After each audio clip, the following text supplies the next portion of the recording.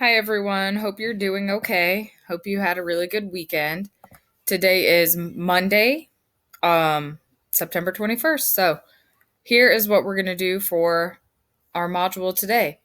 First thing you need to do is fill in this box. Last week, I didn't have a lot of you do your assignments, and those of you who did your assignments, you skipped a lot of boxes. So, you need to fill in this box to be able to get full credit.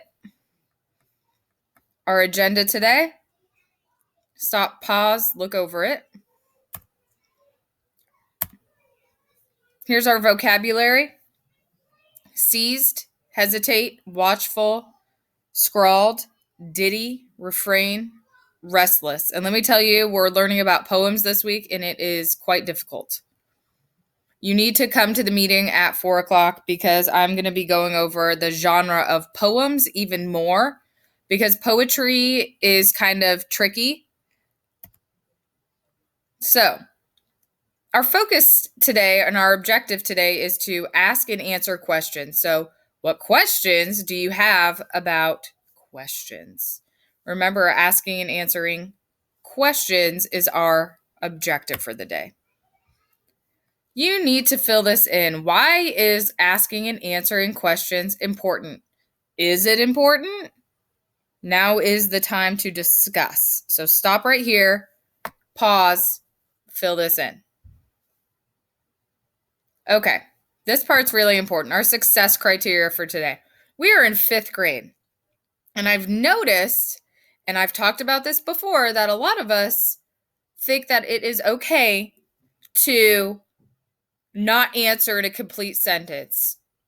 And it is not okay. You need to answer in a complete sentence. We're going to get into this in a second.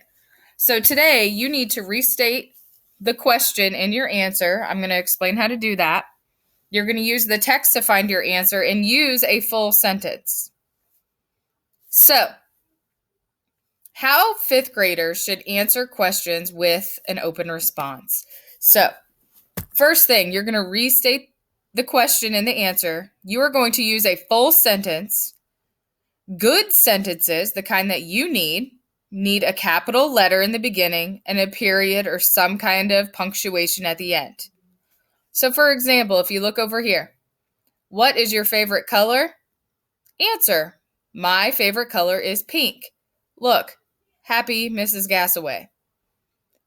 This has favorite color, favorite color. That's what I mean by using the question in your answer. You can't just say pink. Look, I'm crying. My pink is my favorite. Still crying. This doesn't have a capital letter. This doesn't have a period. This only used one. Pink is my favorite what? My favorite dog? My favorite cow? Like, what is pink? My favorite color. You need to use favorite color. I like pink. Look at what's wrong with this. We need a capital letter. We need punctuation at the end. Not good. Moving on.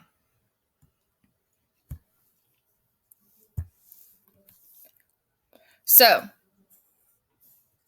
how 5th graders should answer is right here.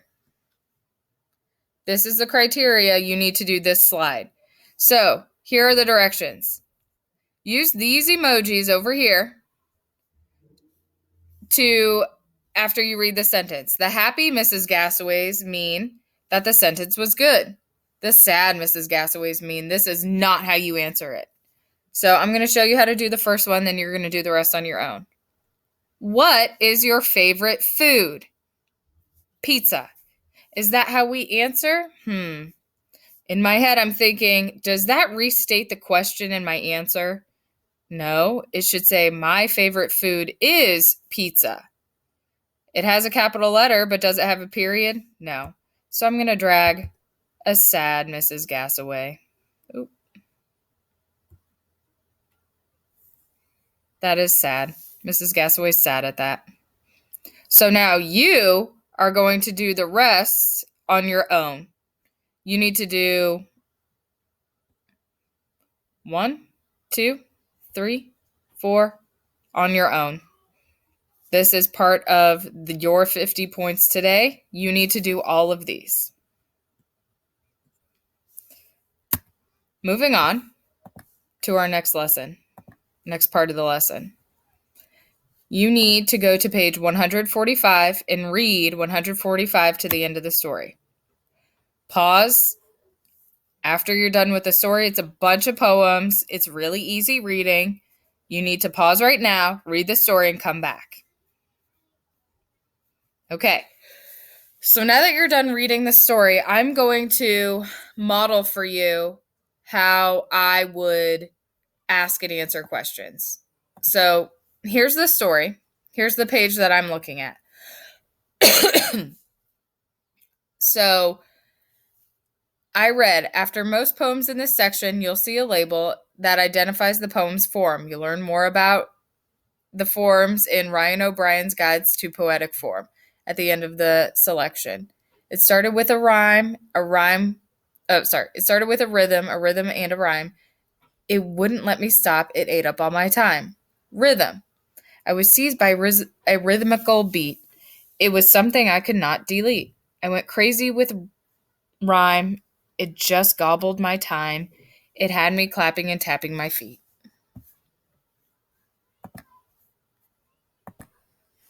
So the question says, what can't Ryan O'Brien stop doing?